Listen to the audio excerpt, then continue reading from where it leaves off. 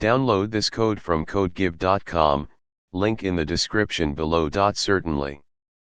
The map function in Python is a powerful built-in function that allows you to apply a given function to all items in an iterable, like a list, tuple, etc., and return a map object, which is an iterator. It's often used for transforming data in a concise way. What is map? The syntax for the map function is function, a function that takes one or more arguments.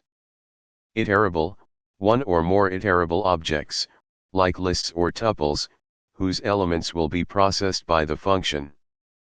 How to use map? One single iterable. When you provide a single iterable, the function is applied to each element of the iterable. Two multiple iterables. When you provide more than one iterable, the function must take as many arguments as there are iterables, and it will be applied in parallel. Example 1, using map, with a single iterable.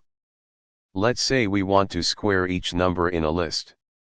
Example 2, using map, with lambda functions.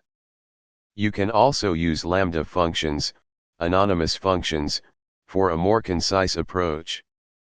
Example 3, using map, with multiple iterables. Let's say we want to add corresponding elements from two lists. Conclusion. The map function is a very handy tool for applying transformations to data in Python. It can make your code more concise and often more readable. Remember that the result of map is an iterator, so you'll usually want to convert it to a list, or another iterable type, if you want to see the results. Feel free to explore map further with more complex functions and multiple iterables as you become more comfortable with Python.